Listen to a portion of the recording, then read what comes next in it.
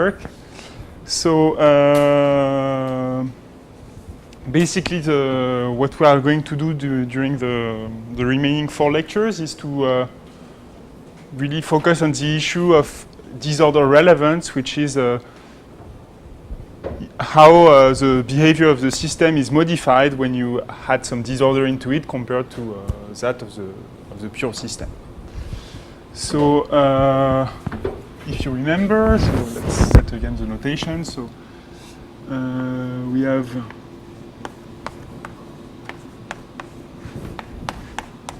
an IID sequence of variable such that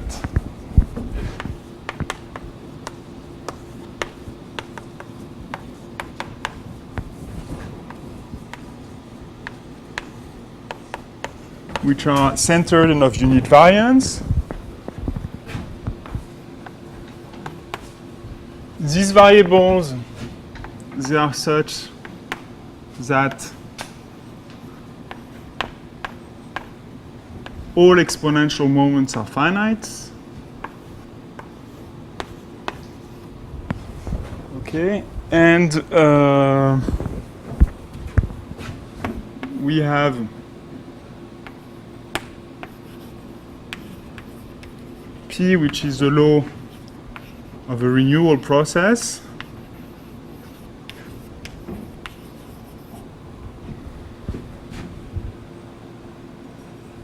Which we call tau. The probability that one jump in the renewal process has length n is equal to kn, which is asymptotically equivalent to n to the minus 1 plus alpha. Okay, where alpha is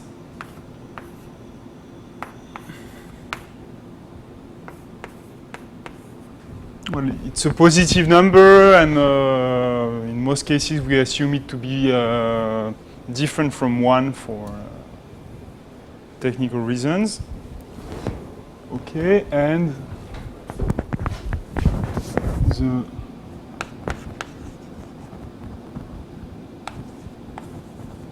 polymer measure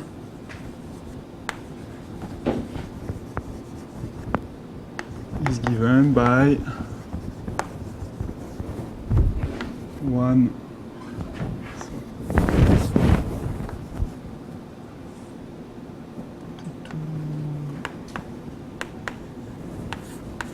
It's a measure on renewal sets, which is absolutely continuous with respect to P, and the density is given by this quantity,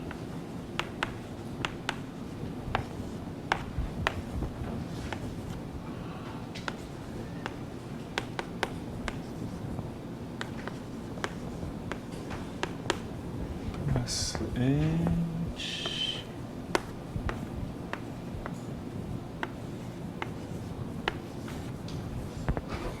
Okay, so this quantity, okay, and Zn beta H omega, it's just the renormalization factor.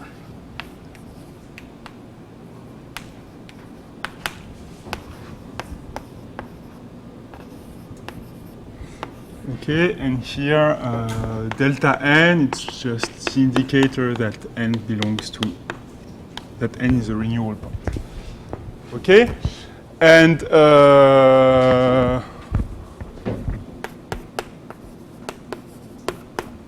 what we had seen is that the behavior of this measure crucially depends on the behavior of the free energy, which is defined as the limit of 1 over n log Zn beta H omega. So this limit, it's something, well, first that exists, but also that does not depend on omega. Okay? And it's also equal to the limit when n goes to infinity of 1 over n log Zn beta h omega. Okay? And basically, what's really important is to know whether this guy is positive or not. If this guy is positive, then your polymer is localized, and you have many contacts, many renewal points, a number of renewal points which is over the n. Whereas when this free energy is equal to 0, the number of contacts is, in a sense, at most logarithmic. So this is what we had seen last time. Okay, and okay, there is one more thing.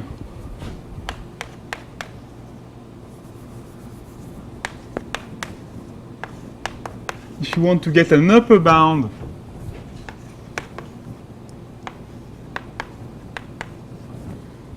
on the free energy, what you can do is simply use the Jensen inequality and put the expectation inside the log.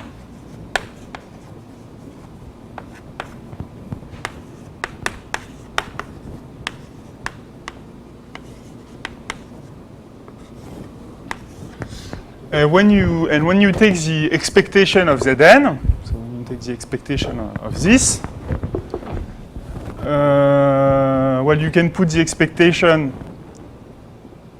with a double, well, with the E with a double bar inside, and when you take the average of this weight, what appears that here you have you obtain an homogeneous spinning model of parameter h plus lambda of beta, where lambda of beta is defined by this. Okay? So because of this, what you obtain here is the partition function of an homogeneous spinning model. And we have thus f beta h, which is smaller than f0 h plus lambda beta. Okay?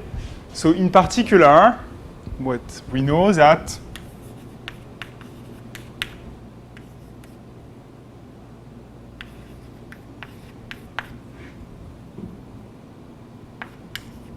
the critical point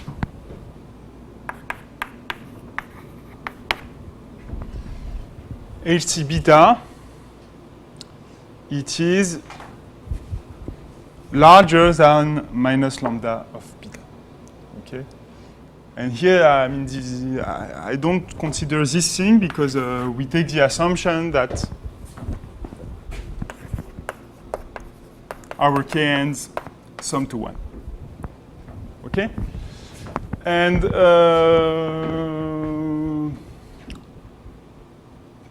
the plan for the course of today and next week is to try to see how when are these inequalities are these decide whether these inequalities are sharp or not. Okay, so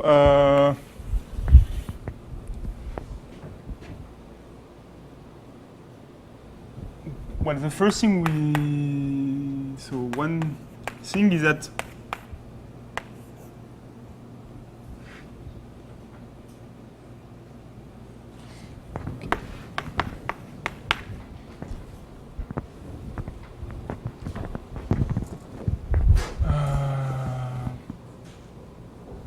okay.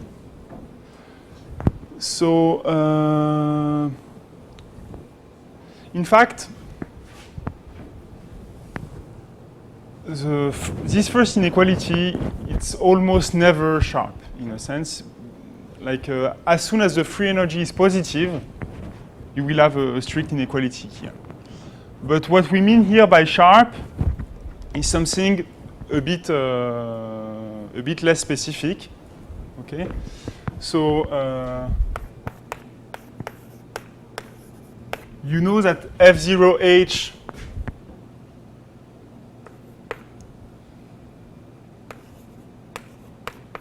grows like h to the alpha around 0, okay, with some constant in front, but I don't really care of it. And what we would like to know is this is also the case. So if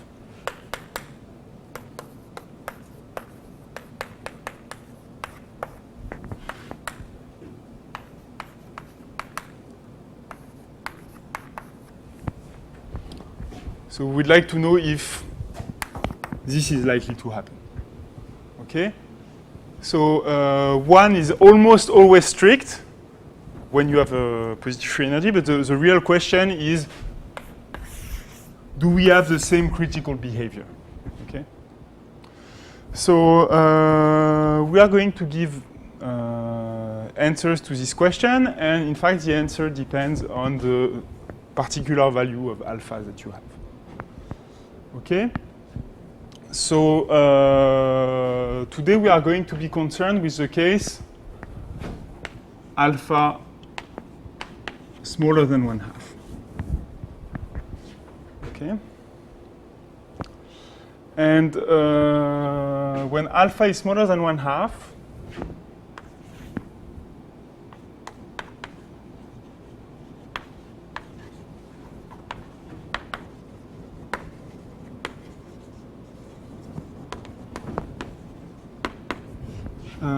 there is a criterion developed by Harris, which was a theoretical physicist, which said that disorder should be irrelevant.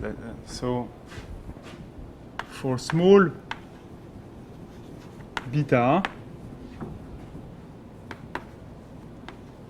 the introduction of disorder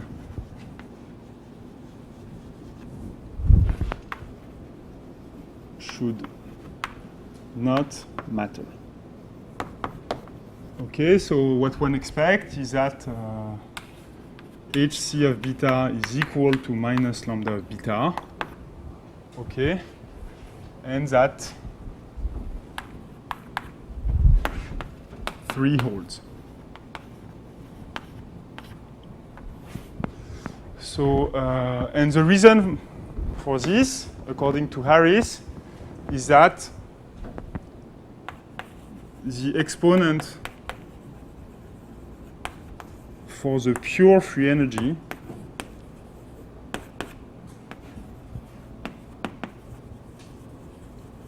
so the free energy of the for the free energy of the pure system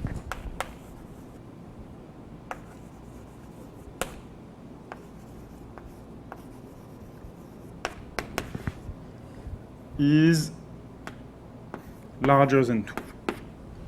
Okay, so according to Harris, whether disorder changes the property, it depends on the free energy exponent for the pure system, for the system without disorder. In our case, we have F0H, which behaves like h to the max 1 over alpha 1. So the exponent here is larger than 2 if and only if alpha is smaller than 1/2. Okay? And we will see tomorrow that when alpha is larger than 1/2, then disorder will be relevant and somehow this inequality will not will always be strict and also in a very general sense. Okay, so now we'll try to present more specifically what we are going to prove today. So, okay, maybe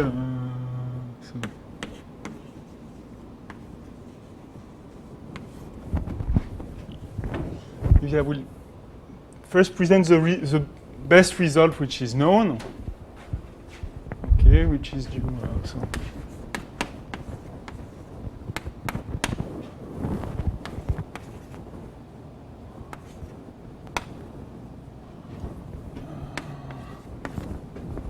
So it appears in 3 papers, and basically, so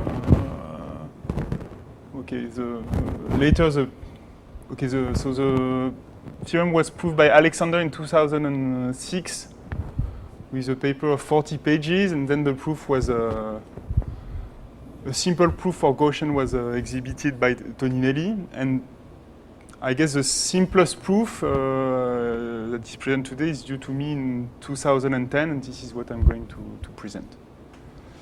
So what the result says is that there exists beta 0. Okay, so it depends only on k, the renewal, and the law of beta, the law of omega. Okay, such that for all beta less than beta 0,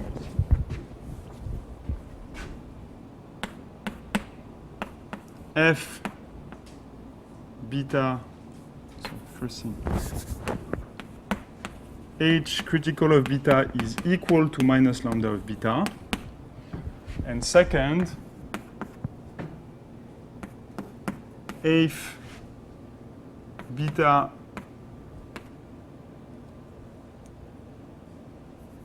minus lambda beta plus u, it is larger than u over log u to the 1 over alpha for u in neighborhood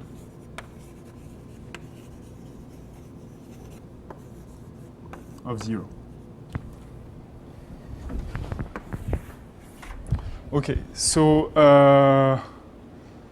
it's not exactly what I promised here, okay? But basically what it means that, okay, up to some log correction, basically you have the right takeoff, the same takeoff than for the pure system. So actually, this log is really an artifact of the proof, and in the more complex proof, you don't get this result, and in fact, you can get something a bit more sharp. The thing is that the proof is much simpler if you allow yourself to have this log here. So this is what we are going to do. But basically, in terms of critical exponent, all the information is here. Okay. So. Okay, the proof is quite, I mean, it will take several steps.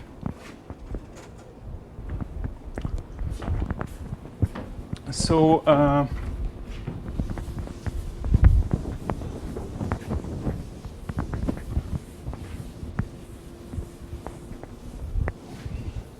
I guess we will first have to kind of introduce some technical result in order to present the problem better before sketching a bit the argument, give you what are the underlying ideas. So the first thing is that this indicator function here that the last point is in the renewal is somehow not really nice for our proof. So what we would like to do is to remove this thing. Okay. So it does not have much influence on the free energy. So you knew that okay, we want a lower bound on f beta h, and you know that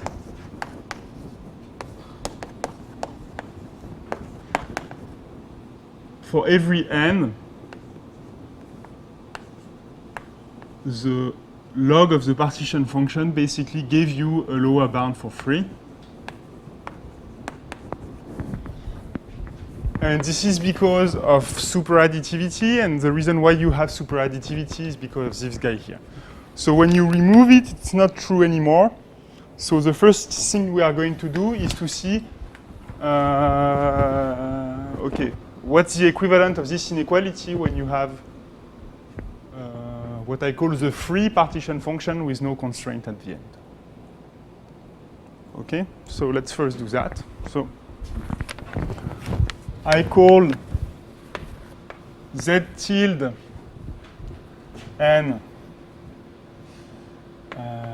beta u omega the partition function with no constraint. And from now on, and I will do also it in the next lectures, I will include this lambda in the definition of the partition function, okay? So here, what I did is simply to take u is equal to h plus lambda beta. Okay, h. Yes. Okay, so I make this kind of change of variable because somehow it will be more convenient for the computations. Okay, so this is my new partition function, and each time I write u, it means that the lambda beta is there. Okay, and first thing we want to do is to compare it with this one. Okay, so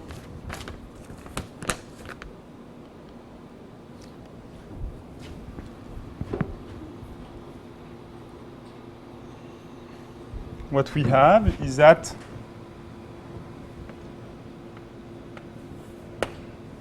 so let us try to express this as a function of this kind of partition function.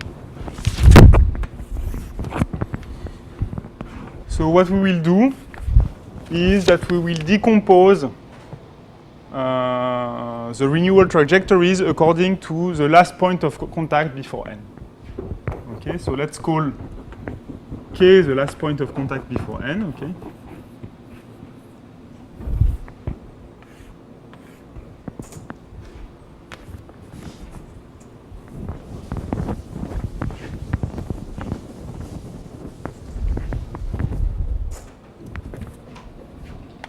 What I have is that z tilde of n,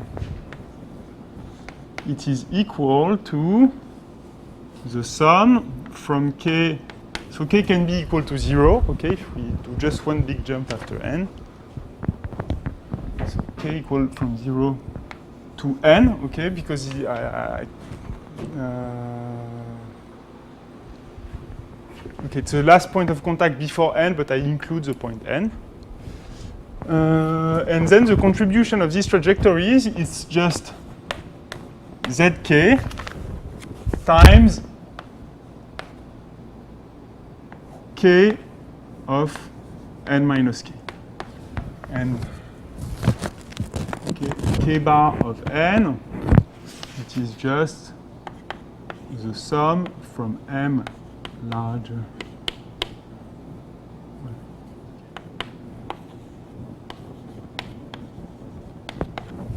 K bar n is just the probability of making a job that is strictly larger than n. Okay, so do you agree with this decomposition?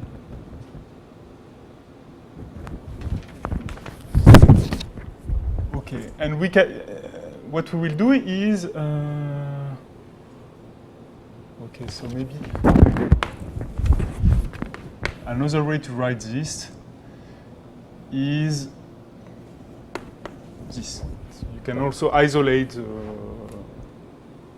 the point corresponding to k equal to n. Okay, just you write it separately. So now you can do the same thing for Zn. Okay, so you look at the last point of contact before n. This time you choose the last point of contact strictly before n. And what you get is that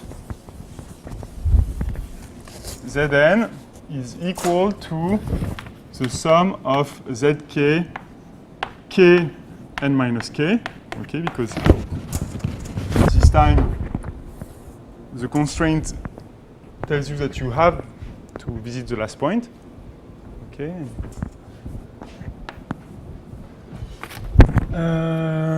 And you have to add the contribution of this last point, which is exponential beta omega n minus lambda beta plus u.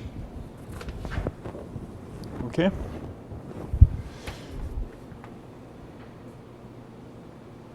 So now we will use this decomposition to estimate the ratio between the two. Okay, so what you know is that Zn, and that's some technique we've already seen, it is smaller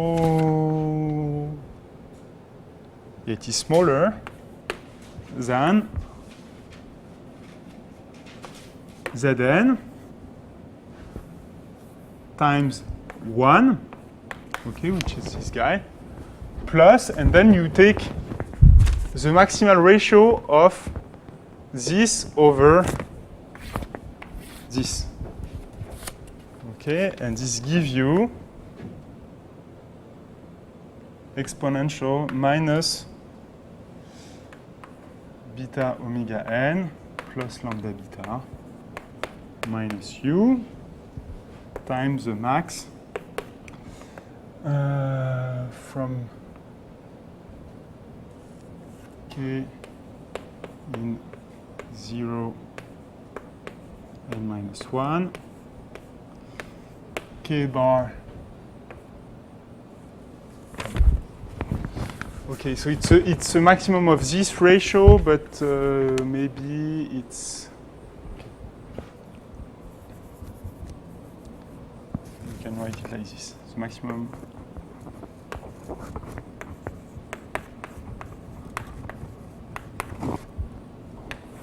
Okay. Okay, so basically, I mean, you have one partition function that has to jump further than n, the other that has to jump exactly at n. Well, these two things, they don't have the same probability, but they are comparable, in fact. So this factor here, it will be at most something like n.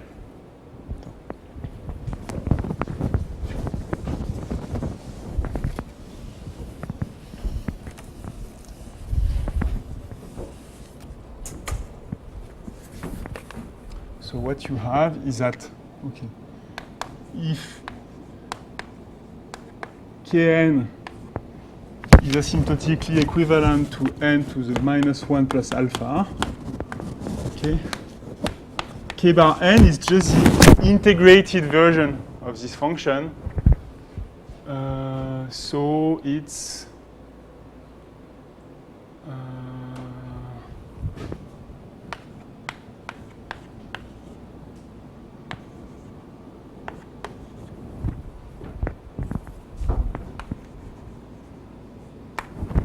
okay. I mean, if you had not sums but integrals, it would be clear. It just works the same for sums. Okay, so for this reason, this ratio, well, you know that well, it will be of order large n, and this guy is not too bad. So what you have is that Zn, it's smaller than Zn times 1 plus c exponential minus beta omega n plus lambda beta minus u. Okay. So when you take the log and when you take the expectation, what you get is that it's smaller than the expectation of log Zn plus, and then you have to take the expectation of this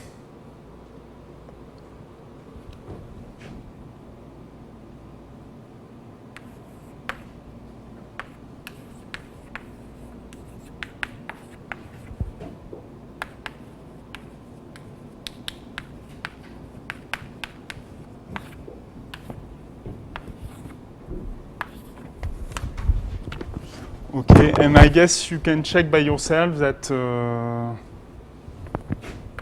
this is smaller than some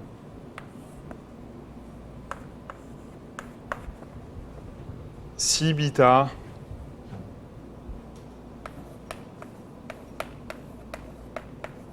at the end we will be only interested in U in a neighborhood of 0. So I can say that U is somewhere between 0 and 1. It won't be a problem. So I can bound this uniformly on a constant in the right interval.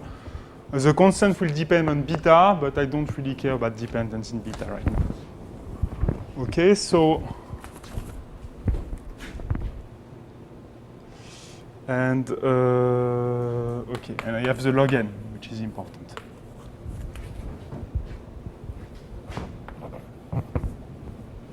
Which I forgot.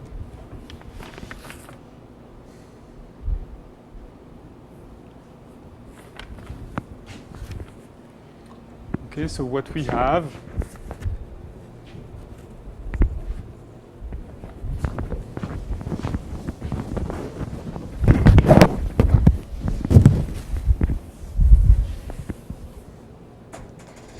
is that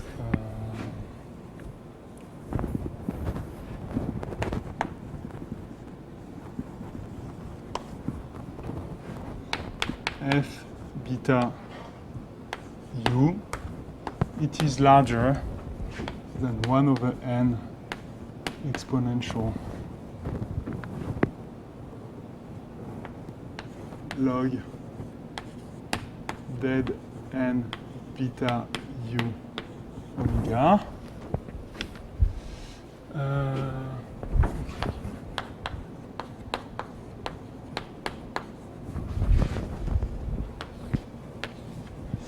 And minus log n over n minus c beta over n. Okay, so there exists a constant c beta such that this is true. And well, what you do is you just use this inequality, okay? You know that this is true, okay? And then 1 over n exponential of log zn, well, it's larger than 1 over n log of this guy, and you have this log n corrector that comes, and this c beta over n that comes from here. Okay? So basically, this log factor, this is the reason why you will have a log here. So this is a really, something that comes from the proof that you don't have very nice finite volume criterion. Okay, this inequality is not really sharp. Normally, you shouldn't need this thing, but okay, it's here. Okay, so now let's talk a bit about the strategy to prove this. So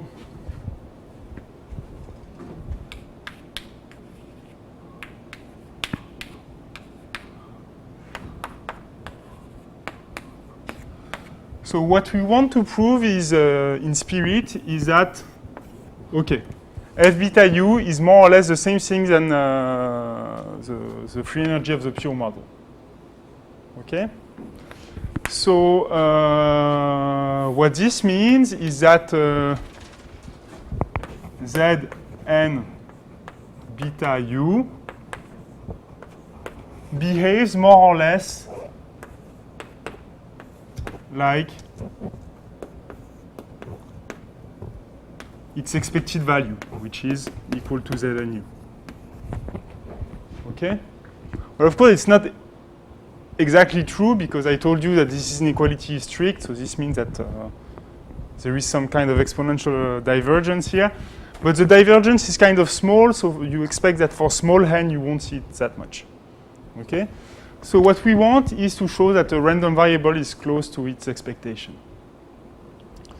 So, okay, usually, what do you do when you want to show that a random variable is close to its expectation? Well, an easy option, the first thing you should try to do is to try to compute the variance. Okay? So, here, computing the variance when u is positive is really, it's a bit technical.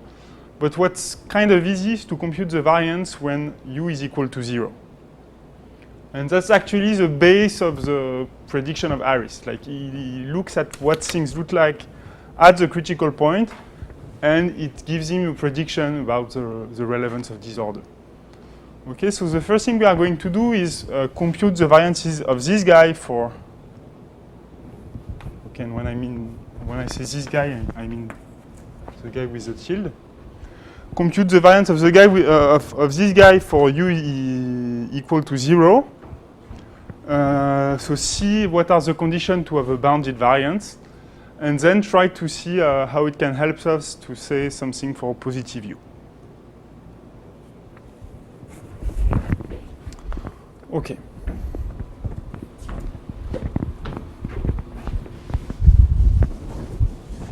Is Taylor expression? Sorry? Taylor expression? You can use this? Well, you can use the Taylor expansion of the exponential. The problem is that, okay, beta is not small, a priori. U is small, but beta is not. So when you do the expansion in the disorder, okay, I mean, it can give you some kind of heuristics, but it will never give you, you cannot transform it into a proof. Okay, you can say, okay, for very small beta, we'll have something like this.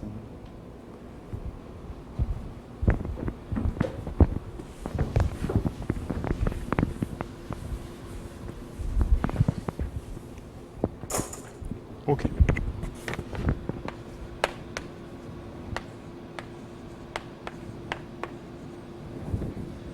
Okay, so let's try to compute these variants. So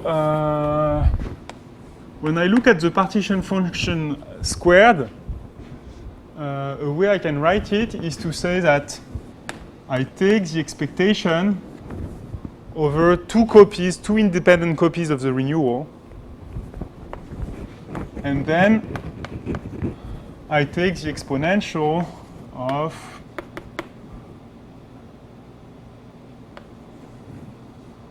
beta omega n minus lambda beta, and then I will take delta n1 plus delta n2.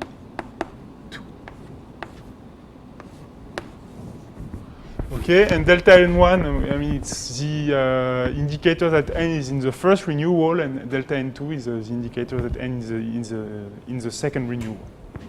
Okay, here I have tau1, tau2 that are IID with low p,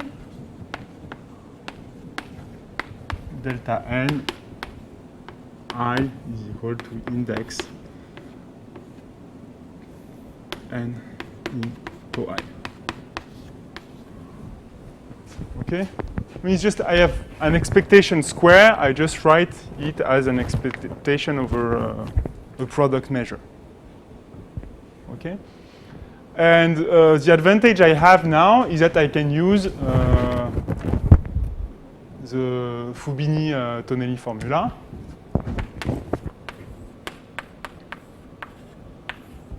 Okay, and what I have to care is the value of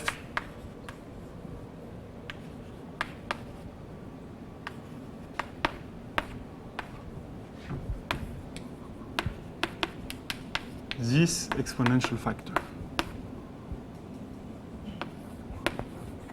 Okay? So now the question is, in general,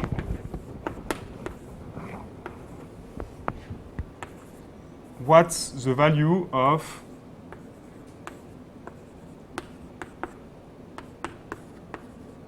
this guy? I mean, the omega n's, they are IID, so that this sum here, it will just transform into a product. Okay, there is no problem. But, okay, so you just have to care about one of the terms here.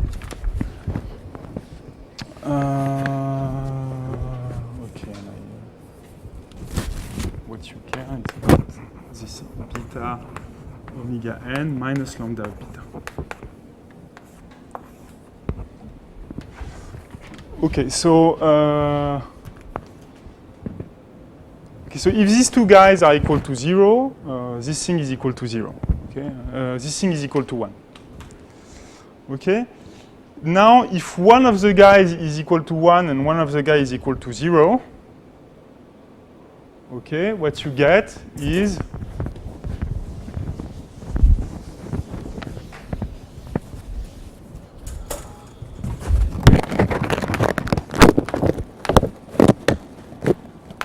this thing, which is also equal to 1.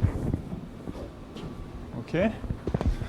But what will happen is that when the two guys are equal to 1, what you will get is this, okay, and it's equal to exponential lambda 2 beta minus 2 lambda beta. Okay, basically when your point is a renewal for the two replicas, somehow there is some interaction terms in the second moment. Okay? I mean, this thing here, it's positive because lambda is convex. In this case, the factor delta being A does not have effect here. What's Because usually you have delta being A. Yeah, but we've changed the definition of the partition function to yeah, that's what we have done here is to move from the original partition function to this one in order to avoid but anyway, it would, I mean, up to this point of the analysis, it wouldn't change anything. Okay, but okay, so what you get here is that our second moment is equal to, okay, exponential sum from n equals 1 to n, lambda 2 beta minus 2 lambda beta times delta n1, delta n2. Okay, I can put the product here, which is equal to 1 when the two are equal to 1, to 0 in the other cases. Okay, so now I would like to have a bound on the second moment, which in fact does not depend on n. Okay, so I can bound this by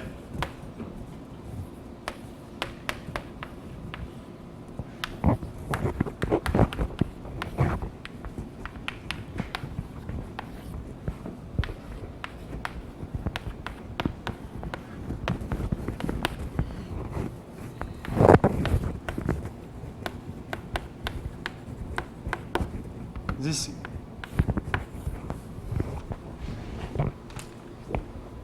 Okay, I mean these terms, they are positive, so I can sum from n to 0 to infinity. Okay, so now the question is, can one compute this expectation? Okay, and the answer, which does not seem obvious like when you write it like that, is in fact yes. So, okay. So if you look at this, delta n1, delta n2, it's equal to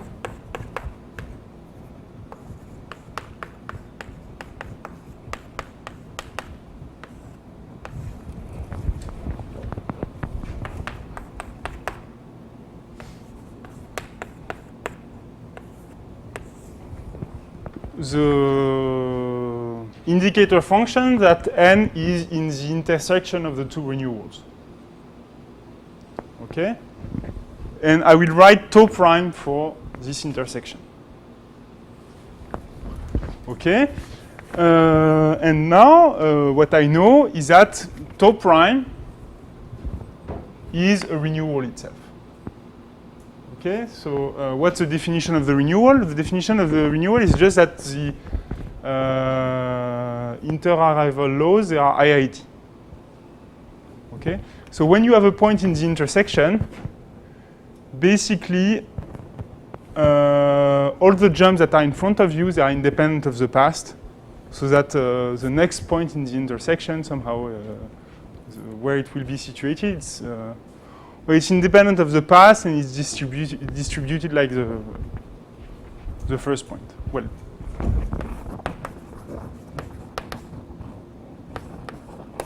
you can check that tau prime is a renewal. Now the question is it a transient or a recurrent renewal? Okay, basically if tau prime has infinitely many points, this sum is infinite and you have no, well. But tau prime has the same law of tau 1, yes? No. No? No. Like, okay. The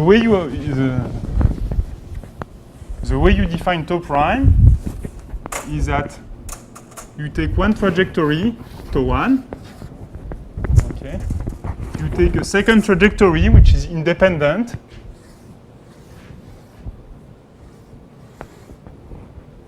and tau prime is just the jump process which is made of the intersection of the two.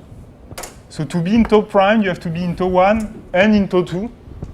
So it's much thinner as a renewal process. But the big question is, do you have infinitely many points in this renewal? Okay? So, well, if you look at the number, okay, let's look at the expected number of points in tau prime. So,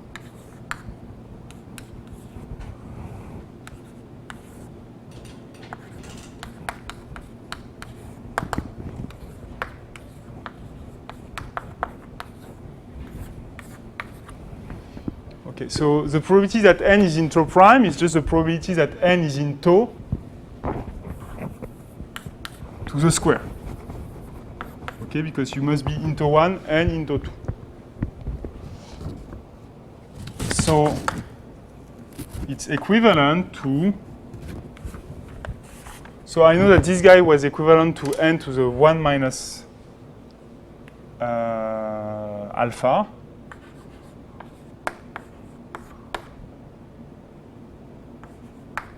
So it's equivalent to n to the 2 minus alpha times some constant ck.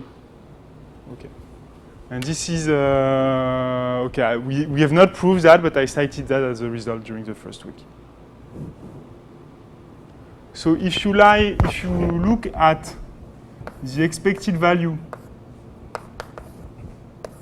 of the sum from n equals 1 to n of n in tau prime, okay, it is 2 minus, okay.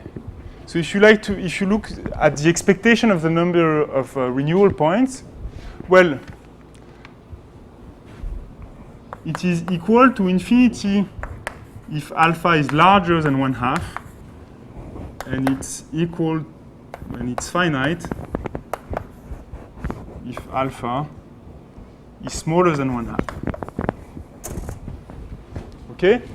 Well, you just look. I'm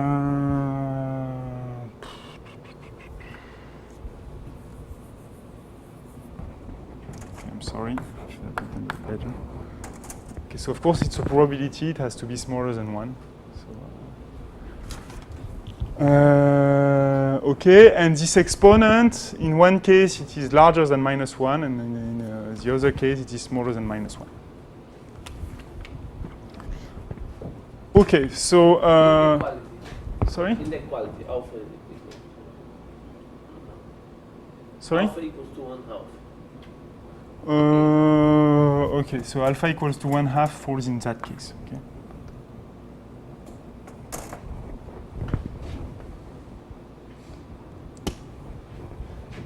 So, okay, when the expectation is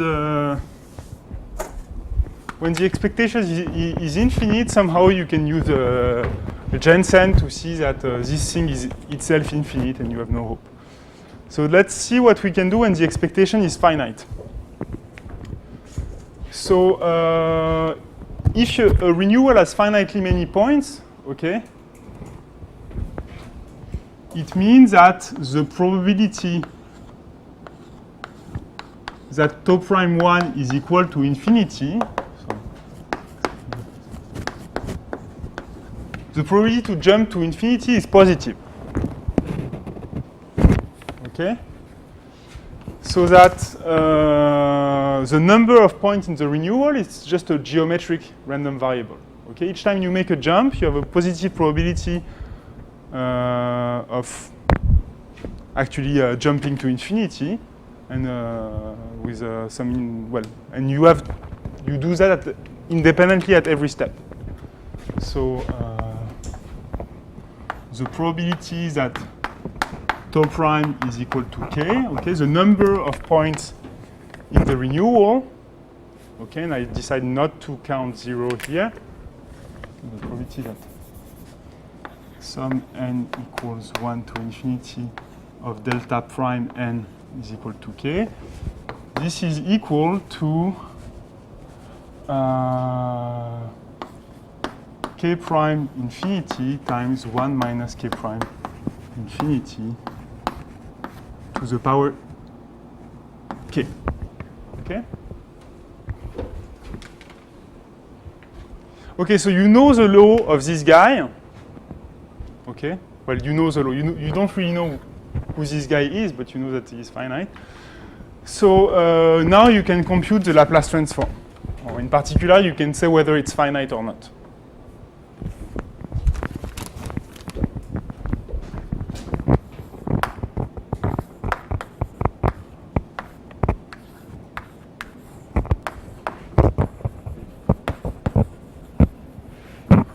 And what you get is that your variance is uniformly bounded in N if and only if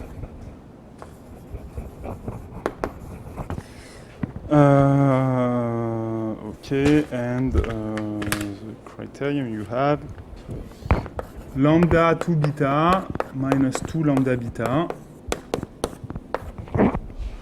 is smaller than minus log is strictly smaller than minus log 1 minus k prime of infinity.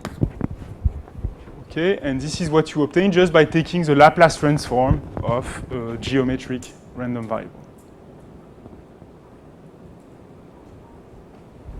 Okay? So, I mean, basically, whether you have a finite second moment is deeply related to the fact that if you take whether two replicas of your original renewal intersect infinitely many times, okay? Basically, if when intersecting two renewal, you have a finite renewal, then if you take beta sufficiently small, you have a uniformly bounded second moment. Okay? And in the other cases, your second moment, it will diverge exponentially fast. Okay? So you have a beta 0 in the theorem. Now we can define who beta 0 is, thanks to this analysis.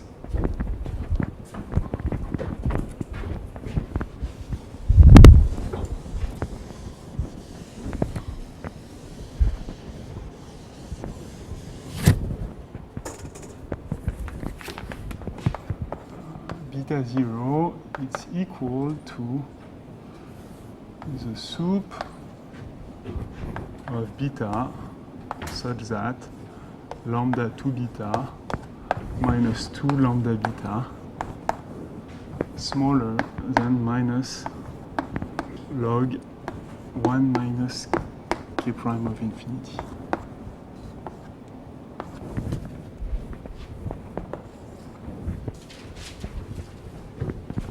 Okay, so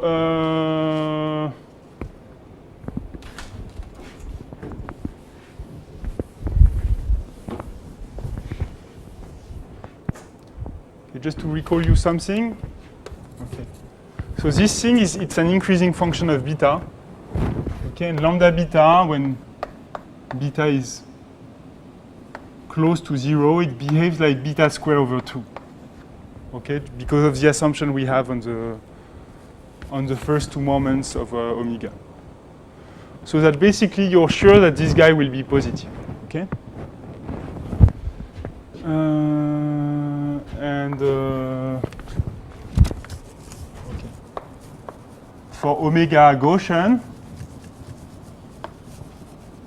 okay, you have beta 0, which is equal to square root of minus 2, square root of 2 log 1 minus k prime of infinity. So there's no, you have no 2D. Okay, just to, when in the Gaussian case, this function here, it's simply beta squared. Okay?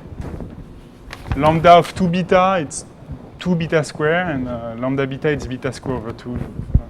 2 beta square minus beta square is beta square. Okay, so a priori, this beta 0, it's not always finite. It can be infinite. If you have omega with bounded distribution, it's possible that this theorem is valid for all beta. But in general, when omega is unbounded, it's something finite. Okay. So, okay. So basically, with this computation, you also see where Harris's prediction comes from. But you also see why it will be difficult. I mean, why it's difficult to make it into a rigorous prediction. Because, okay, if the second moment is finite, you know that the expectation behaves like that the variable more or less behaves like its expectation. But if the variance is infinite, you don't know anything. Okay, it's very possible that the variance is infinite, but that the variable is still uniformly integrable. Like for physicists, somehow it's clear for them that if this happens, it's because you have a divergence between the two. But mathematically, you can't prove anything, so somehow you can't use this heuristic criterion in the other direction. Okay, but we'll see that tomorrow. Okay. So now, how do we want to use this fact on the variance at the critical point to say something for positive U? So,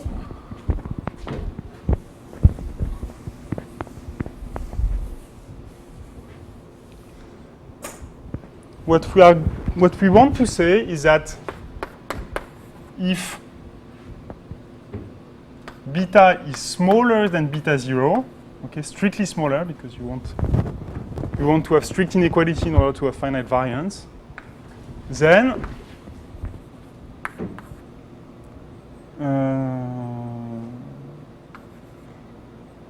your polymer measure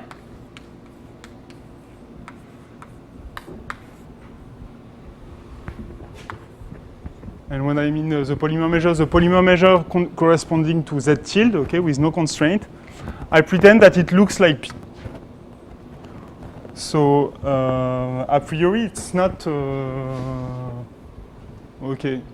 It's difficult to have an intuition on that, but I guess it will come with the proof.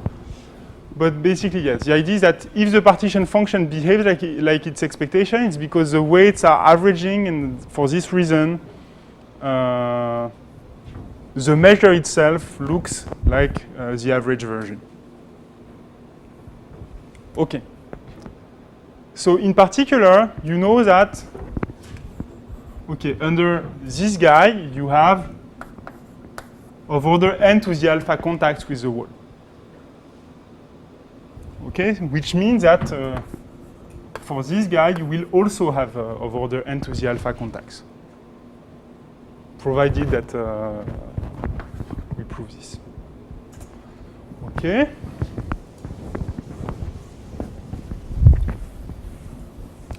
But now, we know that the derivative with respect to u of log Zn beta u omega, it is equal to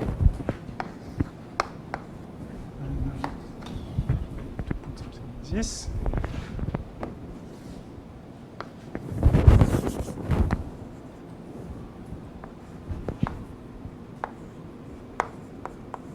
Because of convexity, it is always larger than the derivative at 0, which is equal to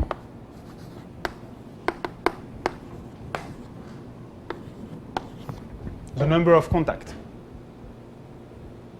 Okay? Okay, so in particular, it's true if I average.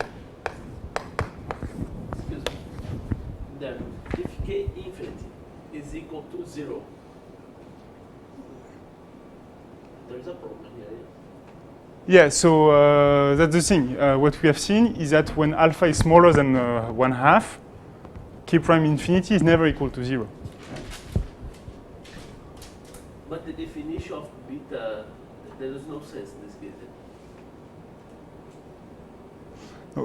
In the theorem, okay, you have alpha which is smaller than 1/2. Okay. So and here. Okay. So we place ourselves in the case where this holds, and when this holds, okay, this means that k prime infinity.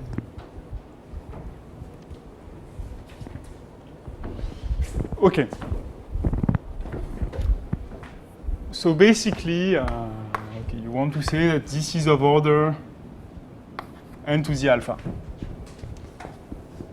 Okay, so if you take 1 over n, you get alpha minus 1. So basically, what you will get is that Zn omega beta u omega, it will be larger than u n alpha minus 1 plus the expectation at 0. Okay? You've bounded the derivative.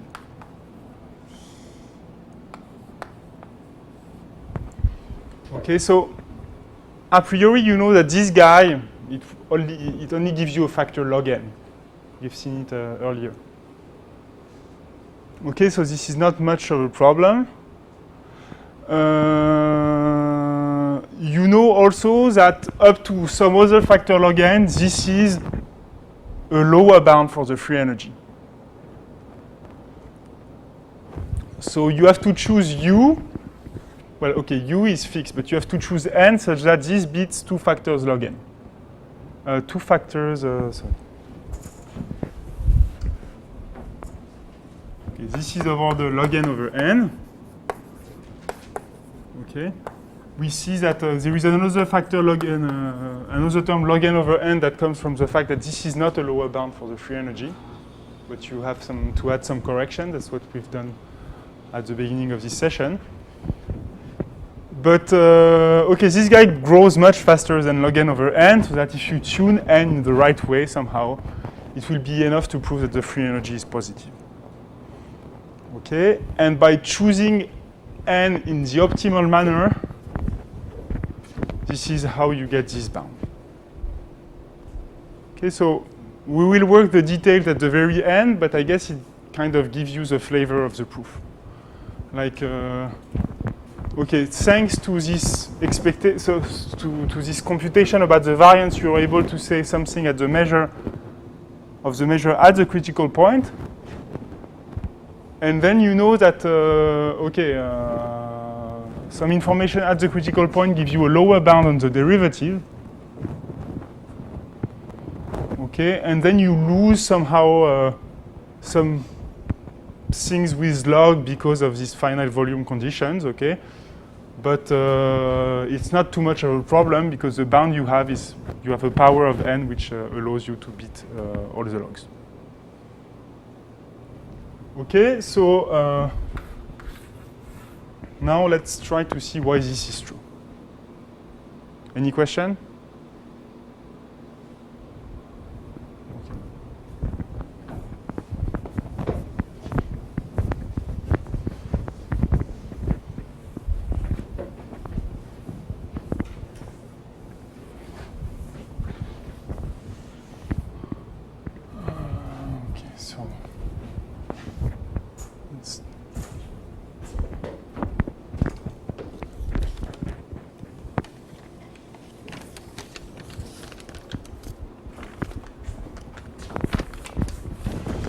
So what we know is that exponential Zn beta 0 omega, it is smaller than C beta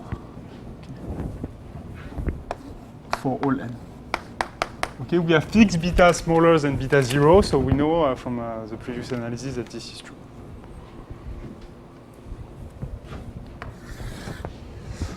And now we want to use this to prove the following. So there exists delta beta positive such that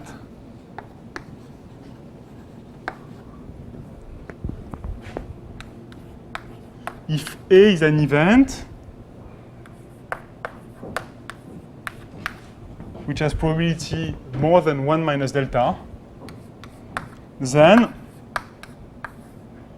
the probability of A over P beta 0 omega is larger than delta. Okay, so it means that the two probabilities cannot be too far. If you have something that has very large probability, it cannot have very small probability. And you have to take the average over P, but you see that for what we will do at the end, it will not be a problem. Okay. So why is this true? So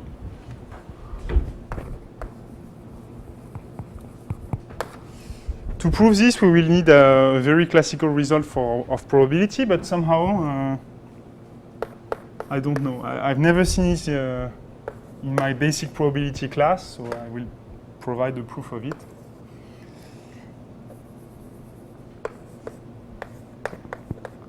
So if you have a positive random variable, which has second moment, and you look at the probability that it's larger than theta times its expectation, this is smaller than, this is larger than 1 minus theta square times exponential z, the expectation of the square divided by the expectation square divided by the square of the expectation. Okay, so basically it tells you that if the variance of a random variable is comparable to the expectation square, then somehow, then can be close to 0, but not with too large probability. So it looks a bit like a Chebyshev inequality, but it's not. It's called Pelley-Zygmunt inequality.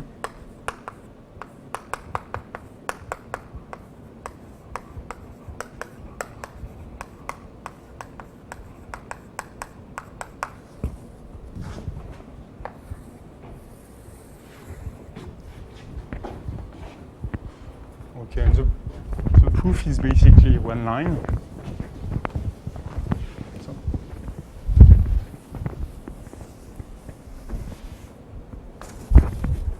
So okay. If you look at the expectation of Z, it is equal to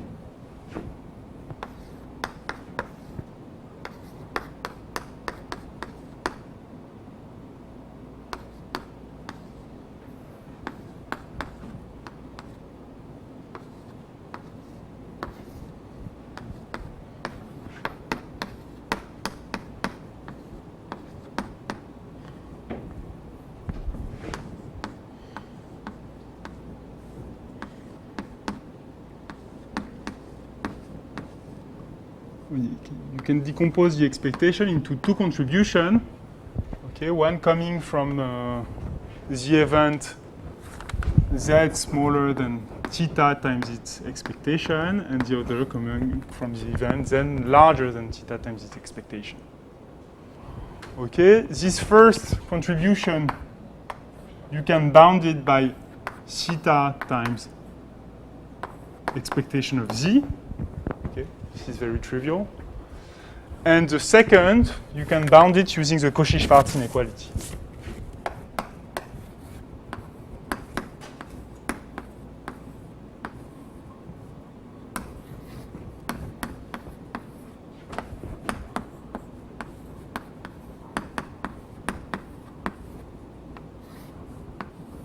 Okay? So this is just Cauchy-Schwarz. Take the square of the indicator, it gives you the indicator, so you get the probability here. Okay, so what you get is that the square of the square root of the probability that you're looking at, it is larger than 1 minus theta, the expectation of Z, divided by the square root of the expectation of Z squared. Okay? So, okay, it's called Z. We are going to use this inequality for this guy.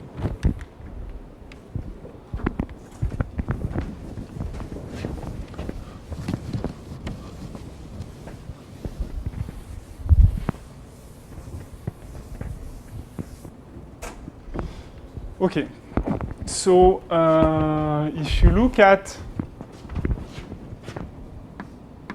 P n beta 0 omega of A, okay,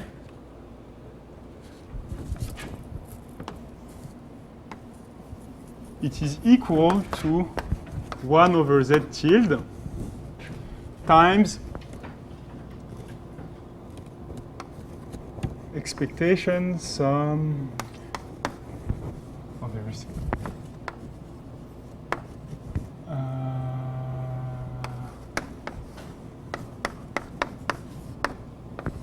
The expected value of your density integrated over against A. If you ignore the denominator and you take the expectation of this guy, you just get P of A. Okay, because what you have here is just expectation 1.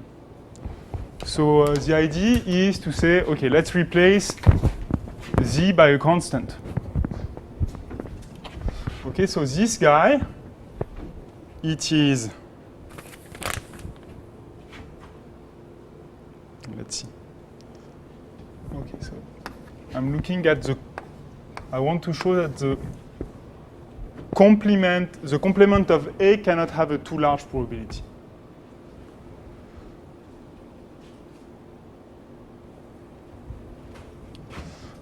Okay, so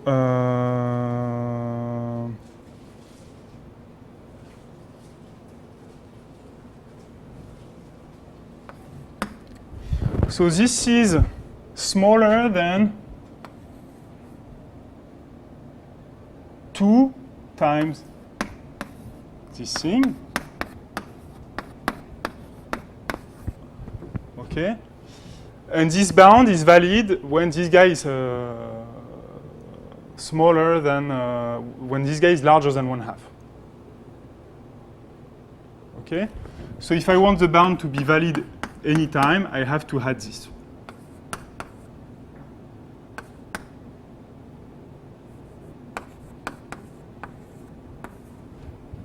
Okay?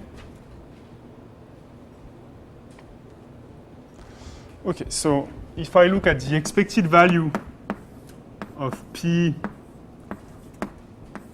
of A, okay, it is smaller than 2 times P of A.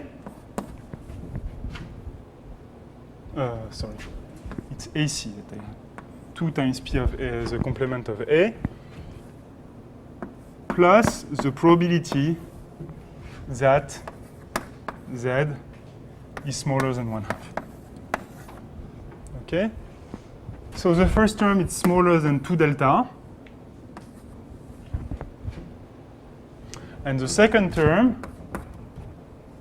it's smaller than 1 minus 1 over 4 C beta.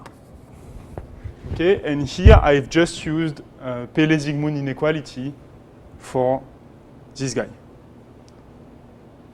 Okay, so here I have an inferior, so I'm, okay, theta is equal to 1/2, so you have 1/4 here. Okay, this is equal to 1, this is equal to C beta. So you have 1 over 4 C beta. But here you're looking at the probability of the complement. So the inequality is in the other direction, and you have 1 minus 4 C beta. Okay, so as soon as this guy is larger than 3 delta, you're okay. So it's smaller than 1 minus delta beta if delta beta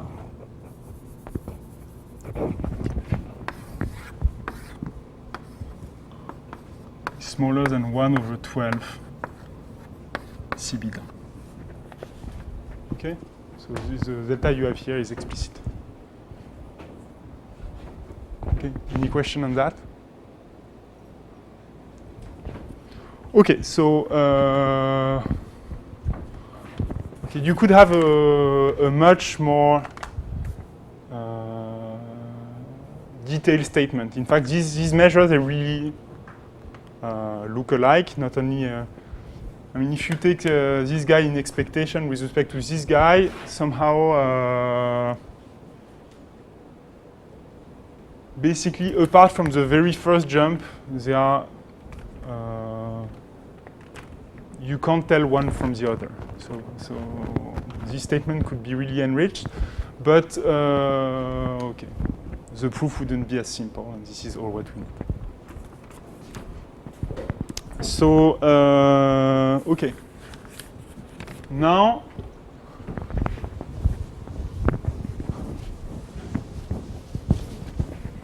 we want to use this statement for a given A, and the A we will choose will be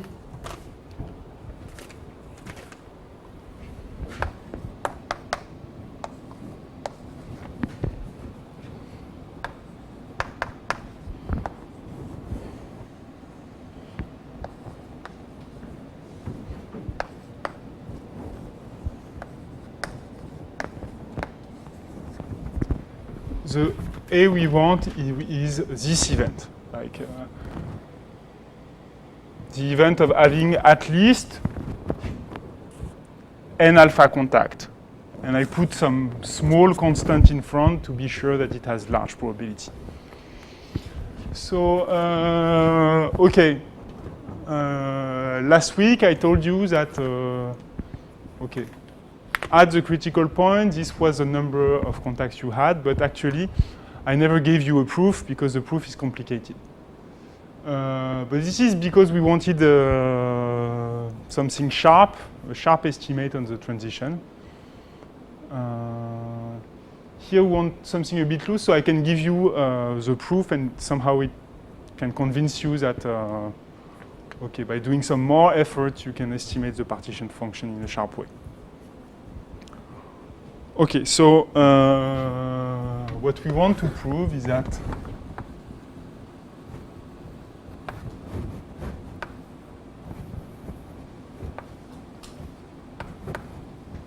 there exists epsilon beta such that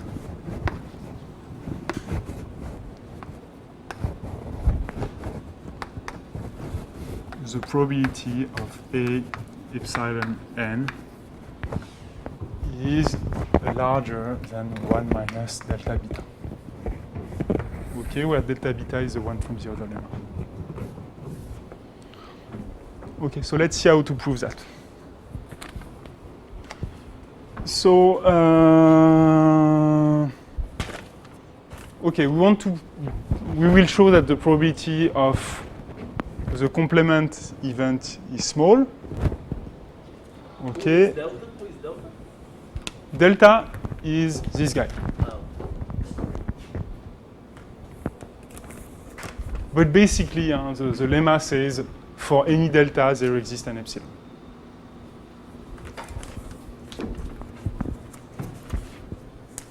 Such that for all n sufficiently large, this occurs. Okay. So what we are trying to show is that the probability that tau n is larger than n is smaller than delta with n equal epsilon n to the alpha. Okay, you're trying to say that after doing this number of jump, this small n number of jump, you've passed the point n. Okay, this is the same thing as saying that you have less than epsilon n to the that you have epsilon n to the alpha points in your renewal. Okay? So, okay, this is a sum of random variable. So this looks like okay, a large deviation estimate. So I don't know if you've already estimated large deviations, but usually what you do is to say, okay, the probability of this, it's equal to the probability that exponential b tau n is larger than exponential bn. And here b is just an arbitrary positive number. Okay, this what. And here I use the Markov inequality for that, so it's smaller than the expectation of exponential b tau n divided by EBN. Okay, this is just the Markov inequality. Okay, anyone sees a problem here? You should. Huh? Okay, so tau n, it has a polynomial tail. Okay, I mean, tau 1 has no expectation. So if you're trying to compute the exponential moment, it's really far from existing. But basically, it is still the right ID. So why? And this is, I mean, this is how all the results for renewal theories were obtained, by using this kind of trick. I mean, usually this is this way of using Laplace transform. It's the way that gives you the sharpest results. It's much better than using, I don't know, the second moment, because then you can optimize on B and. Okay, here we won't do something really sharp, but usually you can push the method a bit further. So the idea is, okay, we will do this, but for another variable.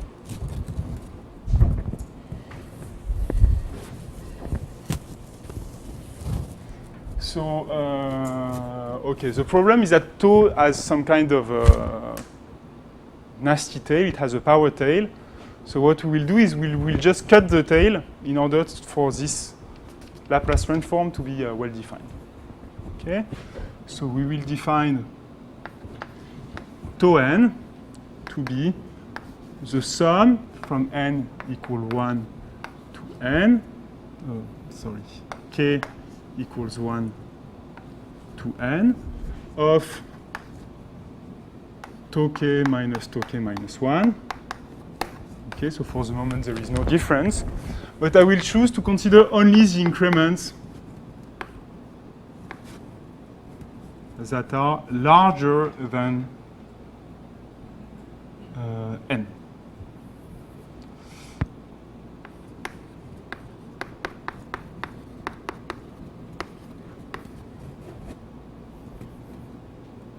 That are smaller than n. Okay? I mean, basically, if I have an increment that is larger than n, I have already lost here. So I might as well not count them and then try to estimate the probability of such a bad thing to happen separately. Okay? And then what I have is that the probability that tau n is larger than n, it is smaller than the probability that tau n is larger than n, plus the probability that these two guys are different. These two guys are different if one of the jumps is longer than n. So if the max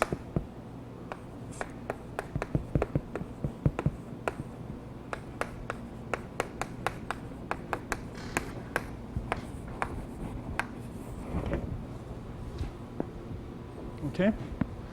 So okay, this is the method that we will use to estimate the first term. For the second term, what we will do is to use a simple union bound. So this is simply smaller than n times the probability that tau 1 is larger than n. Okay. The probability that you have an increment which is larger than n, it's smaller than n times that the probability that the first increment is larger than n. Okay, you could get something better but by considering that they are independent, but that's only marginally better. And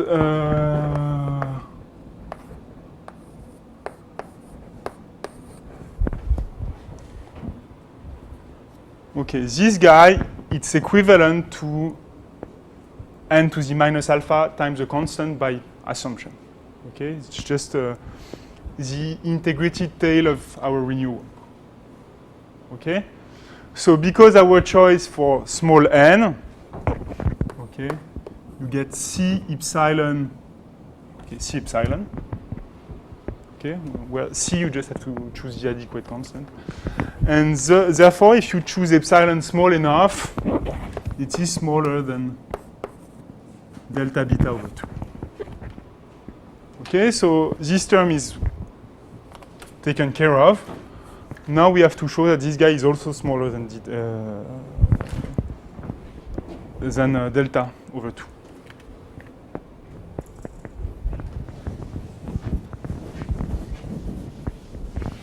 Okay.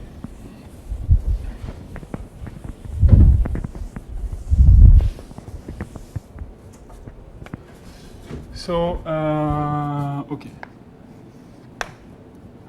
So this is 2, this is 1. We know that 1, it is smaller than exponential b tau n time divided by exponential bn. Okay, this is what we've done here. And this is equal to exponential, okay, log exponential b tau 1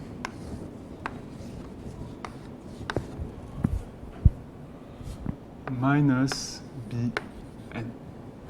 And you have to put some n here. Okay, so let me detect this step.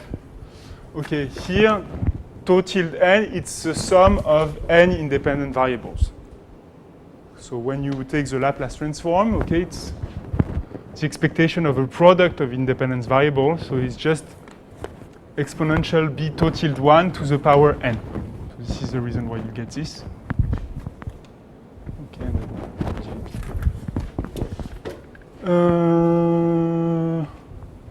Okay. Here we know that we had to cut the tail so that in order for this guy to be finite. So we want now to take care, if we take b too large, this will be much too large, okay? Because it had a bad tail to start with. So we will try to take b as small as possible. Okay, but you have to remember that we want everything to be smaller than delta at the end. So this guy, it has to be at least of order log delta. Okay? Well, log delta minus 1. This is something positive. This is a positive term. You can only hope the negative term to give you something. So, okay, let's take it to be equal to 2 log delta minus 1. So we have b, which is equal to n minus 1 log delta minus 1 and 2. Okay? And what we want to show is that n log the expectation of exponential b to 1 is smaller than 1/2 of log delta minus 1. Okay? Basically, you have 2 log delta minus 1 that comes from here. So if you show that the first term is smaller than this, what you will have is you get something that is smaller than delta to the 3/2 at the end. And this is smaller than delta over 2. Okay, so this is what we want to prove. Okay? Why delta minus 1, not delta? Well, delta is something small. No, but if I can be Delta is something small, so log delta is negative. okay. So you want something positive. I could have put the absolute value, but okay.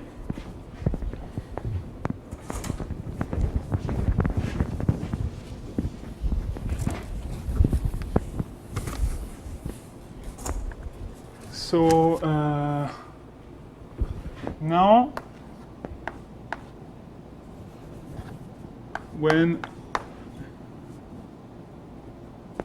suppose that you have a positive random variable that is smaller than a, and you're trying to estimate this thing. Okay? So the first thing you want to do is to get rid of the exponential. So, okay, here, basically it's easy to have the expectation of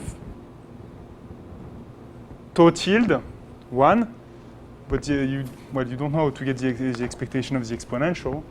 So what you can do is to say, okay, I will use convexity for log.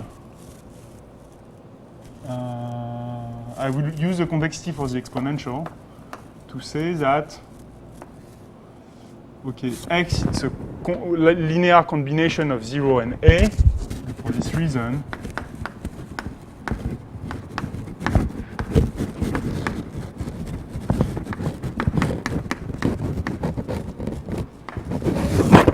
okay, I can express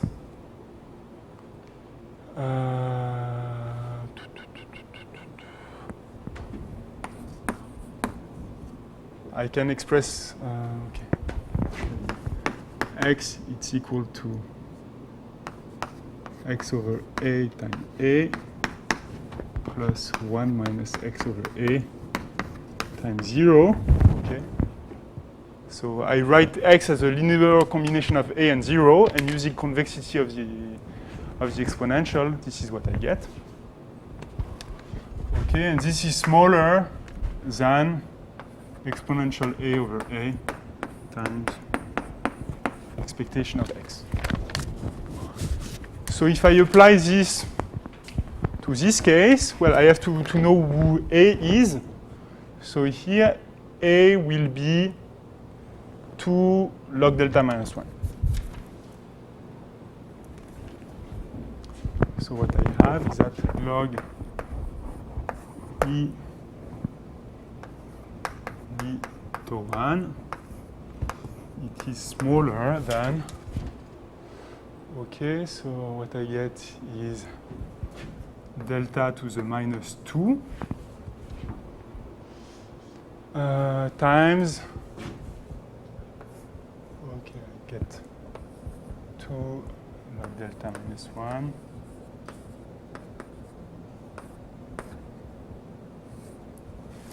times b exponential of expectation of the 1. Okay, and I can replace b by its value. Okay, and thing will simplify. So.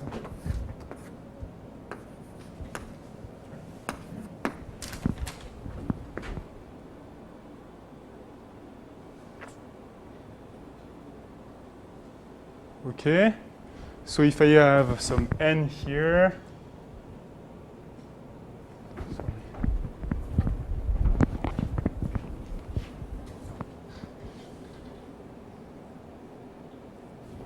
okay, so far it seems okay.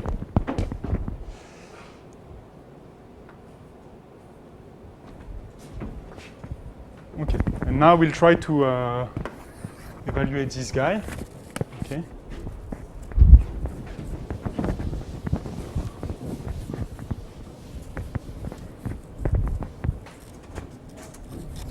So if I look at the expected value of tau 1, it is the sum from m equals 0 to n of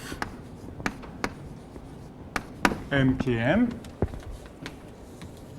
Okay, so this is just, I can replace this mkm by m to the minus alpha. Okay, and I put some constant in front.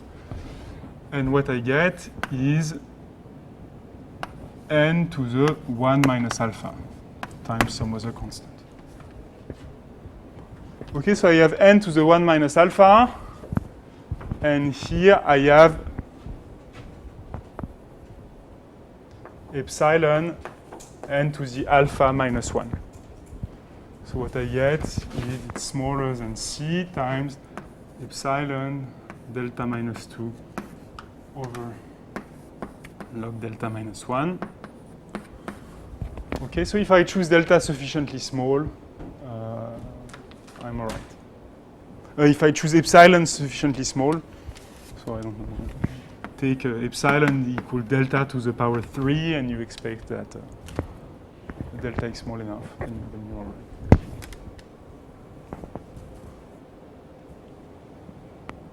Okay. So so now that we've done that, we are ready for the final step.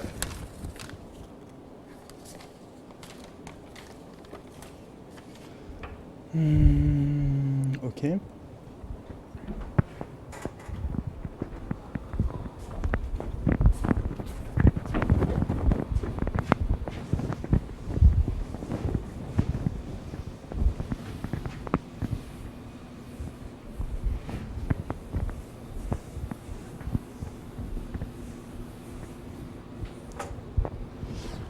So f beta u, you know that it's larger than 1 over n times the expected value of z and beta u omega minus log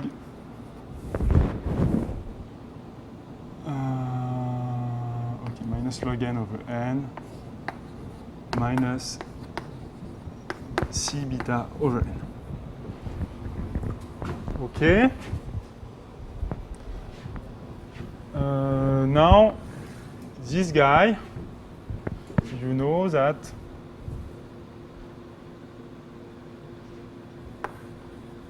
so I call it 1. 1 is larger than 1 over n times the expected value of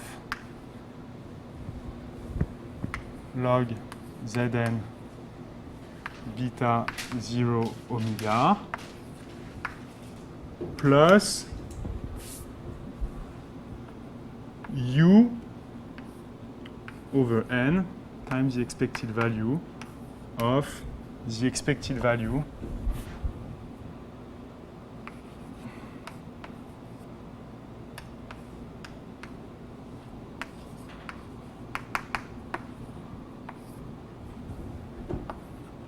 of the number of contact at 0.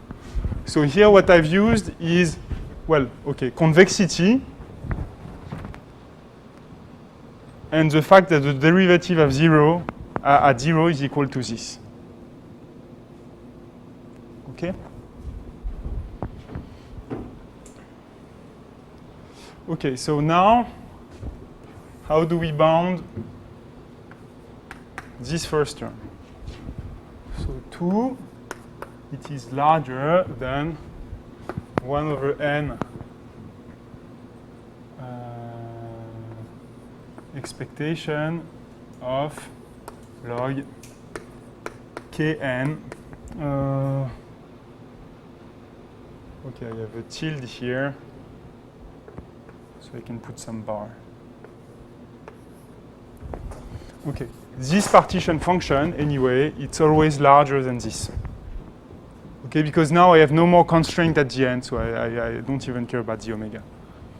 In this partition function, I have always the contribution of jumps that are larger than n, and they don't see the environment. So it's larger than alpha log n over n. So I can just put it together with this by changing the constant. Okay, now I have to care about this.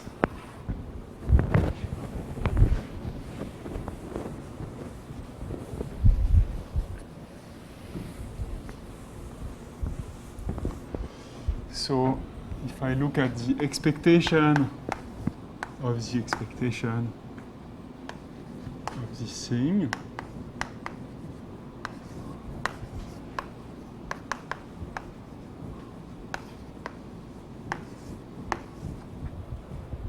well, I just want to look at the contribution of the right event, which is the fact that you have more than epsilon times n to the alpha contact. So it's larger than epsilon n to the alpha times the expected value of the probability of A and epsilon. Okay? So from my second lemma, I know that P of A and epsilon is larger than 1 minus delta. Okay? And therefore, I can use the first lemma to say that this is larger than delta. Okay, so what I get is that it's larger than epsilon delta n to the alpha. Okay, so we can get back there. So what we have is that f beta u, it's larger than epsilon delta n to the alpha minus 1 minus Okay, here I have alpha, but okay. Maybe I should put a 1 in front because, you know, I also have a constant to take care of. Well, it's alpha log n, but maybe you have to put some c here. So basically, you have 1 plus alpha log n over n. And you have some c over n that is over there. Okay, so now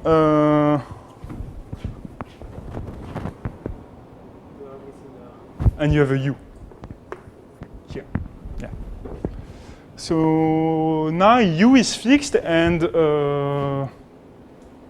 okay, basically this inequality is valid for all n sufficiently large, or even for all n, provided that you choose well this constant c.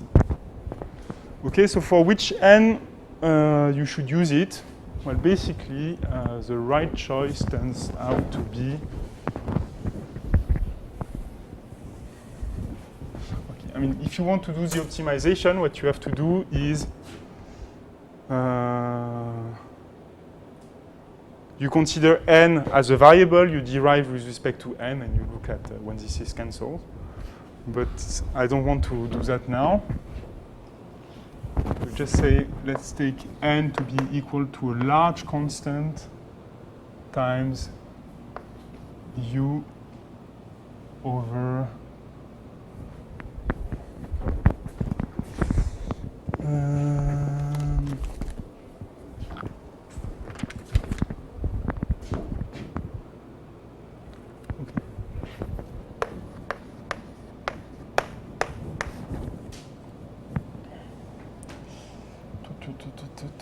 log u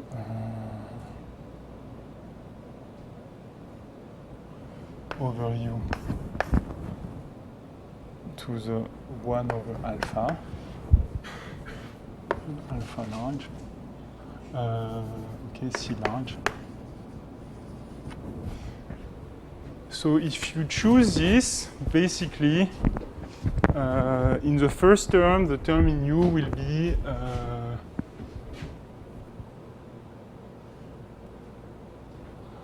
u to the 1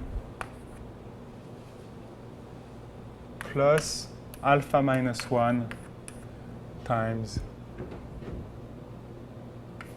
minus 1 over alpha. Okay, and then you would have so log u to the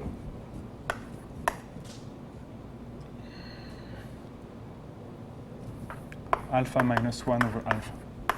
Okay, and you would have some constant in front where the delta, the epsilon appears, and the c as well. But, okay. So you get indeed u to the 1 over alpha. Okay, this log term here, basically I've chosen it so that, I mean, it's not the one you have in the theorem, but it's much bigger, so it allows you to cancel the constant. And then you can check that this term is smaller. Okay. Do I want to do that? Okay, log n, it's basically log u. The power of u, I mean, you just have to check the power of log u you get, and I guess it should be the same. So you get log u on the top, and on the bottom you get